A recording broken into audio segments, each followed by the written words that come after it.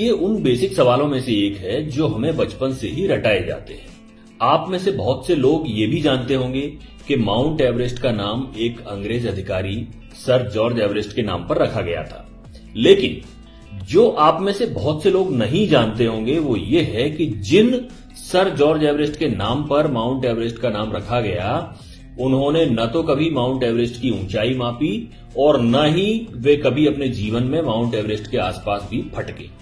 जी हां, बल्कि आपको और भी सुखद आश्चर्य होगा जब आप ये जानेंगे कि एवरेस्ट की ऊंचाई नापने वाला शख्स कोई ब्रिटिश नहीं बल्कि एक भारतीय गणितज्ञ था और इस भारतीय का नाम था राधानाथ सिकदर। क्या आपने ये नाम पहले कभी सुना है? शायद नहीं।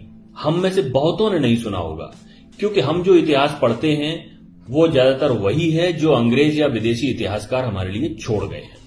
राधानाथ सिकदर भारत की उन अनेकों अल्पज्ञात महान विभूतियों में से एक है जिन्हें इतिहास में वह स्थान नहीं मिला जो मिलना चाहिए था। जहां तक जॉर्ज एवरेस्ट के माउंट एवरेस्ट से संबंध का प्रश्न है तो ये कहना गलत नहीं होगा कि उनके जीवन की सबसे बड़ी उपलब्धि यही थी कि उन्होंने राधानाथ सिकदर को खोज निकाला था। दरअसल 19वीं सदी की शुरुआत में अंग्रेजों ने भारत का मानचित्र तैयार करने के उद्देश्य से पूरे देश का एक त्रिकोणमितीय सर्वेक्षण का प्रोजेक्ट आरंभ किया था। इसी प्रोजेक्ट के तहत सन 1830 में सर जॉर्ज एवरेस्ट नाम का एक अंग्रेज अधिकारी सर्वेयर जनरल ऑफ इंडिया बनकर भारत आया। भारत आने के बाद जॉर्ज एवरेस्ट ने एक ऐसे व्यक्ति की खोज शुरू की जो स्फेरिकल ट्रिग्नोमेट्री में विशेषज्ञ हो। तब उनके एक शिक्षक मित्र ने उन्हें कोलकाता के एक युवा छात्र राधानाथ सिकदर का नाम सुझाया, जिसने अपनी गणितीय प्रतिभा से अपने शिक्षकों को कायल कर रखा था। फिर क्या था, सर जॉर्ज एवरेस्ट ने राधानाथ सिकदर को अपने विभाग में कंप्यूटर के पद पर नौकरी पर रख लिया। उस समय आज की तरह कंप्यूटिंग का काम कंप्यूटर मशीनों से नहीं बल्कि इंसान कंप्यूटरों से कराया जाता था, जो कागजों पर प्राप्त डेटा को कंप्यूट करते थे। राधानाथ सिकदर बेहद मेहनती और प्रतिभाशाली इंसान थे, जिसके कारण सर जॉर्ज एवरेस्ट उनसे काफी प्रभावित रहते थे। फिर आया साल 1843, जब जॉर्ज एवरेस्ट रिटायर हो गए और उनके स्थान पर नए सर्वेयर जनरल बने कर्नल एंड्रयू स्कॉट वॉ। अब ध्यान रहे, अब तक माउंट एवरेस्ट, जिसे उस समय पीक एक्सवी के नाम से जाना जाता था, की ऊंचाई नापने का काम शुरू नहीं हुआ था।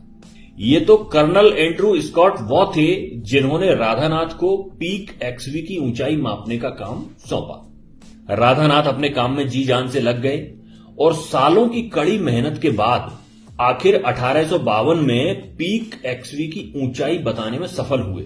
उन्होंने बताया कि इसकी ऊंचाई 29,002 फीट है, जो दुनिया में ज्ञात सभी पर्वत चोटियों से ज्यादा है। लेकिन इसके बाद भी इसकी तत्काल घोषणा नहीं की गई, क्योंकि राधानाथ अपनी हर गणना से हर तरह से संतुष्ट होना चाहते थे।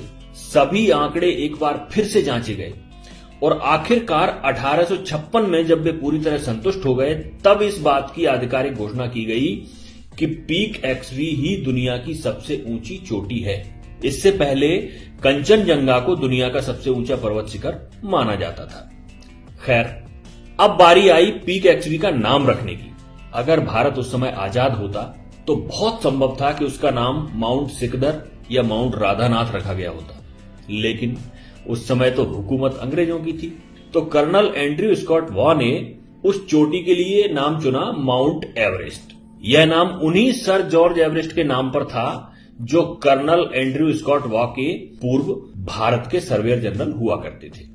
तो इस तरह एक प्रतिभाशाली और परिश्रमी भारतीय गणितज्ञ, जिसकी शोहरत पूरी दुनिया में होनी चाहिए थी, जो अपने काम के प्रति इतना समर्पित था कि उसने आजीवन विवाह नहीं किया, उसके योगदान को बड़ी आसानी से भुला दिया गया।